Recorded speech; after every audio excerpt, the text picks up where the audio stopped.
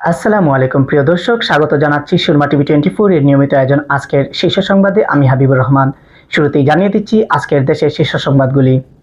রাজধানীর বিভিন্ন সড়কে বিলবোর্ডে প্রধানমন্ত্রীকে অভিনন্দন জানিয়ে বিজ্ঞাপন এবং ব্যানার দ্রুত অপসারণের নির্দেশ দিয়েছেন প্রধানমন্ত্রী তারেক রহমান। আজ মঙ্গলবার সংশ্লিষ্ট কর্তৃপক্ষকে এই নির্দেশনা দেন বলে জানিয়েছেন প্রধানমন্ত্রীর অতিরিক্ত প্রেস সচিব আতিকুর রহমান রুমন। বাণিজ্য মন্ত্রী খন্দকার আব্দুল মুক্তাদির বলেছেন, বাংলাদেশের শ্রমিকদের বড় একটি অংশ এখনও অনানুষ্ঠানিকভাবে খাত রয়েছে। আজ মঙ্গলবার ঢাকায় শিরোডাপ ইন্টারন্যাশনাল সেন্টারে ত্রিপক্ষীয় পরামর্শ পরিষদের 94 এবং আরএমজি বিষয়ক ত্রিপক্ষীয় পরামর্শ পরিষদের 22তম সভায় বিশেষ অতিথির বক্তব্যে একথা বলেন মন্ত্রী। মধ্যপ্রাচ্যের বেশ কয়েকটি দেশের আকাশপথ বন্ধ থাকায় আজ মঙ্গলবার হযরত শাহজালাল আন্তর্জাতিক বিমানবন্দরে 38টি ফ্লাইট বাতিল করা হয়েছে।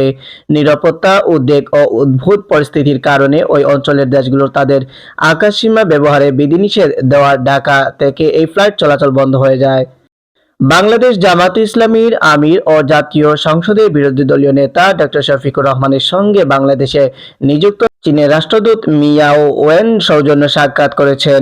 আজ মঙ্গলবার বেলা 11টার দিকে জামায়াতে আমিরের রাজধানীর বসুন্ধরা কার্যালয়ে সাক্ষাৎটি অনুষ্ঠিত হয়।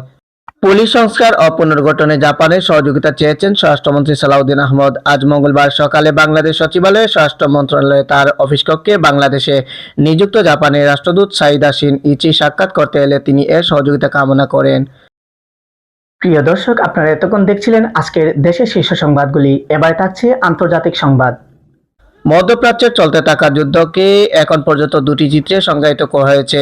প্রথমটি হলো ইরানি ড্রোন ও ক্ষেপণাস্ত্রের মাটিতে আছড়ে পড়ে বিস্ফোরিত হওয়া, আর দ্বিতীয়টি হলো সেগুলোকে ঠেকাতে আকাশে ইন্টারসেপ্টর বা প্রতিরোধ ক্ষেপণাস্ত্রের তীব্র গতিতে ছুটে চলা।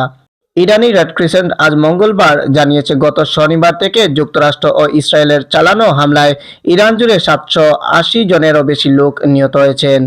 পাকিস্তানের করাচিতে যুক্তরাষ্ট্রের দূতাবাসে হামলার সময় বিক্ষোভকারীদের লক্ষ্য করে মার্কিন মেরিন সদস্যরা গুলি চালিয়েছে বলে জানিয়েছে বার্তা সংস্থা রয়টার্স। প্রিয় দর্শক, আপনারা এতক্ষণ দেখছিলেন আন্তর্জাতিক শীর্ষ সংবাদগুলি। এবারে থাকছে খেলাধুলার সংবাদ। এশিয়ার বিশ্বকাপ খ্যাত নারী এশিয়ান কাপের মঞ্চে প্রথমবার বাংলাদেশ। সেখানেই পরীক্ষাটা অনেক বড়। লড়াই করতে হবে ডিফেন্ডিং চ্যাম্পিয়নশিপ চীনের বিপক্ষে। মাঠে নামার আগে বলা হচ্ছিল লড়াইটা অসম। বলা হবেই বা না কেন, কাগজে কলমে হিসাবকে তো আর অস্বীকার করা যায় না।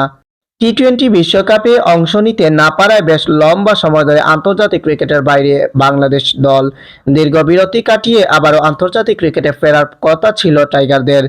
আগামী 11 মার্চ থেকে পাকিস্তানের বিপক্ষে 3 ম্যাচে ওয়ানডে সিরিজ শুরু হওয়ার কথা, কিন্তু এই সিরিজ আয়োজন নিয়েও তৈরি হয়েছে অনিশ্চয়তা। প্রিয় দর্শক, আপনারা এতক্ষণ দেখছিলেন সুরমা টিভি 24 এর নিয়মিত আয়োজন আজকের শীর্ষ সংবাদ। পরবর্তী সংবাদ দেখার আমন্ত্রণ জানিয়ে আজকে এখানে বিদায় নিচ্ছি। আল্লাহ হাফেজ।